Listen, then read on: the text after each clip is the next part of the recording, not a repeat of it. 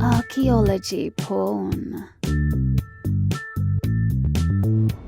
All right, for today's archaeology porn, we are off to Ireland, a place where they seem to embrace stereotypes. But our bit of archaeology porn, ironically, is something used to keep your clothes on, and that would be a brooch, the Tara Brooch. So what is the Tara Brooch? It is a ginormous 7th to 8th century silver-gilded brooch inlaid with amber and glass, which is meant to resemble precious stones.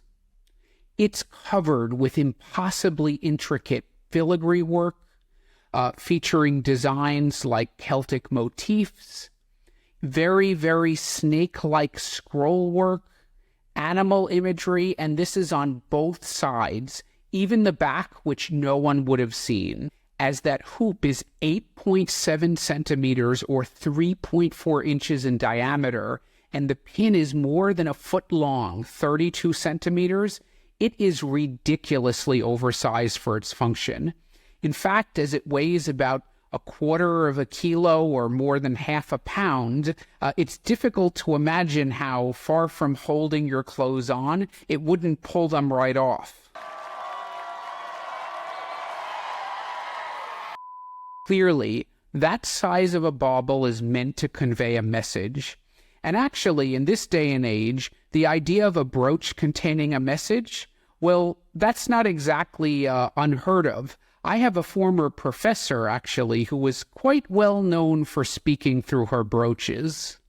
But what was the message it's trying to convey? Well, to answer that, we're going to have to go into a bit of context. So, very, very little is known about Irish history. It's very shadowy before the English really got involved there in the High Middle Ages. Not much is known. And why is that? Language and culture. In terms of language, for most of Irish history, there was no written one. And then in the early Middle Ages, Ogham arrived. And if you remember our episode about Ogham, it usually didn't say very much. Some inscriptions with somebody's name. John was here. The Roman alphabet first started appearing in the 7th century, and after that, some Scandinavian words thanks to the Vikings. However, most of the writing was done by monks, and it concerns purely religious affairs. For example, the Book of Armagh, which had some texts related to St. Patrick and some other biblical material. Or there were the earlier religious writings of a dude called Columbanus, who was an Irish missionary that went around founding monasteries all over Europe.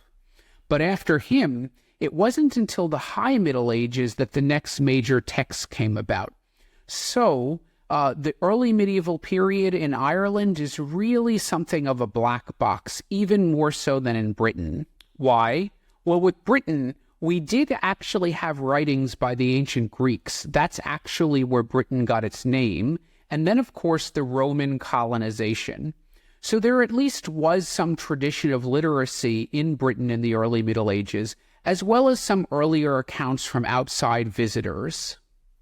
Ireland, on the other hand, or Hibernia as the Romans called it, was a dark and shadowy land where foreigners did not tread. Here be dragons. In fact, Hibernia probably means something like land of eternal snow, and Caesar claimed was pretty much uninhabitable on account of the cold weather, which shows how much the Romans know, considering it almost never snows in Ireland. And unless I'm mistaken, I believe the Roman period was actually a little bit warmer than now. But anyway, I digress.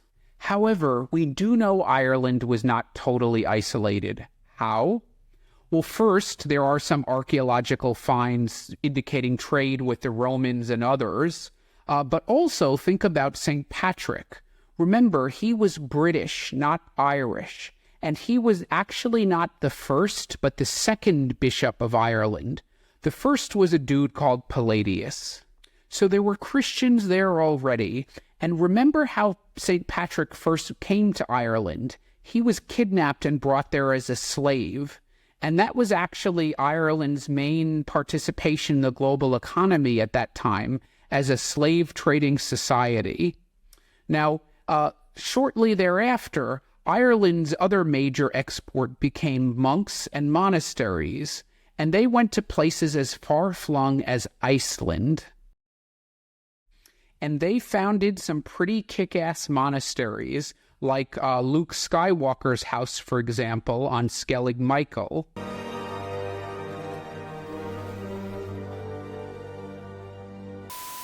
But critically for our story, a lot of them went to Scotland and northern England.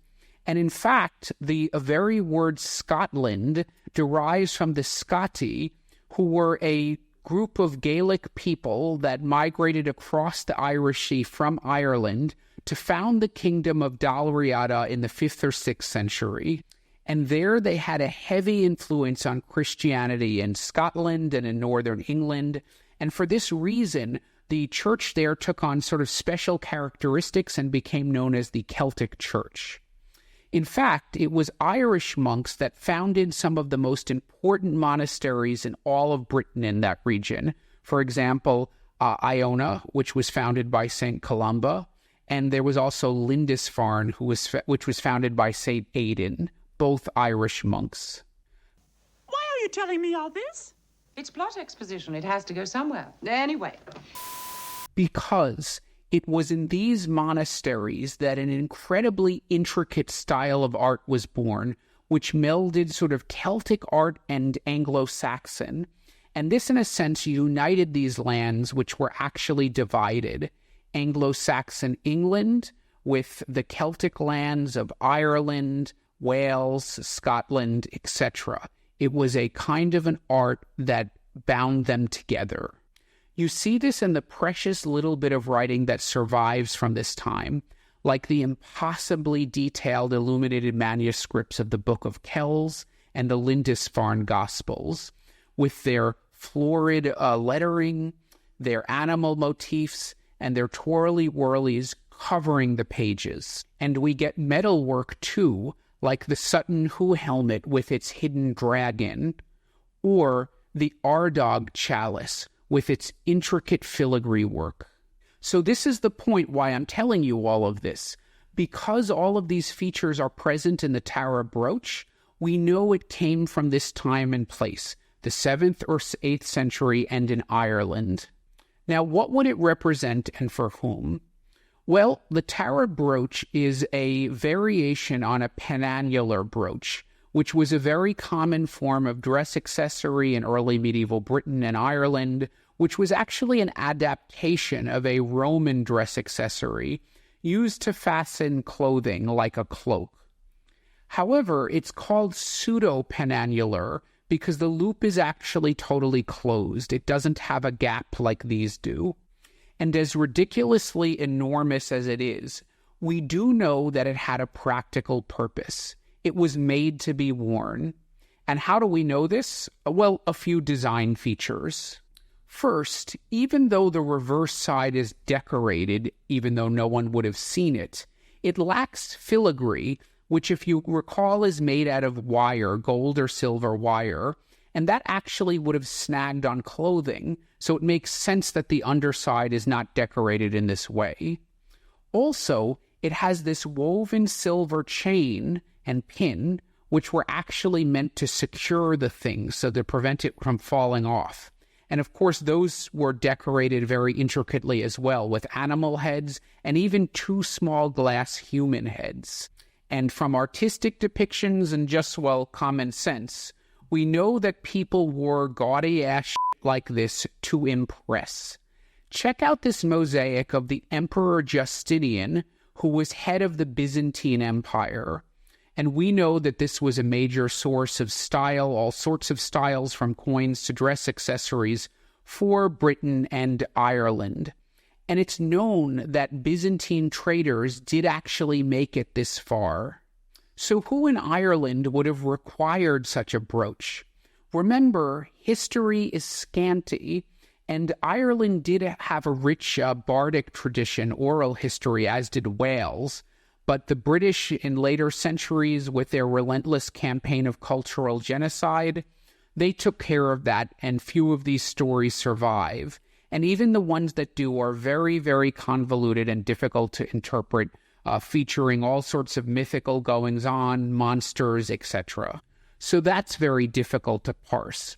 And also, the Irish almost never buried their dead with grave goods like the Anglo-Saxons did.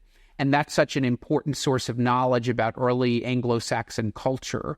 So in Ireland, the archaeology of this time actually doesn't help us all that much. However, what we do know is that, like the Iron Age and early medieval Britain, Ireland was broken up into pretty small petty kingdoms who were very often struggling and at war with one another. Now, there was a high king of Ireland, but he had fluctuating degrees of power, both real, political, and ceremonial. And that was a position that wasn't, I think, always filled, and it definitely wasn't like a stable inherited role. So something this outrageously bling must have been worn by someone like that, the High King or one of the regional kings, just because they could. It was their way of saying, I'm rich, I'm powerful, this is my you money. All right, well, how did this Tara brooch come down to us anyway? Well, unfortunately, as it was found in the antiquarian period before the advent of modern archaeology, nobody bothered to record the find site or do a proper excavation. It was supposedly found on the beach in Bettystown in 1850, but even that's in doubt because it was found by the son of a local peasant woman, and she would have had an incentive to conceal the actual find site, which, based on the preservation, was probably more inland, because that land would have had an owner who might have then disputed ownership of such a bauble. And why would it have been in the ground in the first place? Well, as there was no archaeology done, we really can't know. But remember, the Irish didn't use grave goods very often, so it's unlikely to have been associated with a burial. A pretty good guess is the following. During the Viking raids and other times of insecurity, people tended to bury valuable stuff. This is what we call hoards nowadays. And typically they didn't live long enough or didn't live long enough in freedom to come back and retrieve the stuff or tell the tale. So that's probably what happened here. So that's similar to the conjecture around the Staffordshire hoard and other hoards found in Britain. Now, thereafter, it was purchased by a Dublin-based jeweler named George Waterhouse, who made a fortune making cheap knockoffs of the brooch, which was pretty lucrative then because it was in the midst of a period called Celtic revivalism, where the Celtic style of just about everything was all the rage. Well, like a good businessman, Waterhouse recognized the cachet and could smell the money, so he dubbed it the Tara brooch after Ireland's ancient ceremonial capital some 30 kilometers away. So the brooch actually has nothing to do with Tara. Actually, look out for a site visit there to Tara pretty soon. So, Waterhouse, being a smart businessman, generated a lot of buzz around this brooch and his business by showing it off at exhibitions, and it eventually caught the attention of Queen Victoria herself, who had a minor obsession with Tara and the Celtic revivalism, so she actually commissioned her husband, Prince Albert, to buy 2 of those replicas. But as this was the age of the rise of nationalism and antiquarianism, eventually the Royal Irish Academy convinced a reluctant Mr. Waterhouse to sell the Tara brooch in 1868 for the huge sum of £200. If you want it back, you're going to have to pay me $1 million.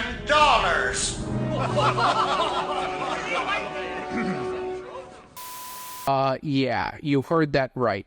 Nowadays, £200 would get you a nice dinner for 2 with wine in London. So you'd think the brooch would be safe with this kind of historical society, but you'd be wrong, because this was the early days of sort of museums where practices were still pretty rudimentary and shady. So the brooch was actually loaned around quite a bit. And what over 1,000 years in the ground could not accomplish, modern-day jackassery did in just a few years. The brooch sustained significant damage, which is why the decorations on a lot of the panels are missing. Luckily, museum curation and preservation practices got much smarter, so the brooch was subsequently much better cared for. And you can see it today at the National Museum of Ireland in Dublin. Now, this institution has an absolutely amazing collection spanning Ireland's history, including, for example, those bog bodies I've talked about a few times. And of course, all the other major treasures of the early medieval times in Ireland are there as well. There's that Ardagh chalice that I mentioned before. There's a whole bunch of other bling-bling brooches, though none so OTT as the Tara brooch, and various religious artifacts from the time. So when you go there to see it for yourself, I'm sure you'll agree, the Tara brooch takes the cake. It is hot, but it is a museum, so try to restrain yourself.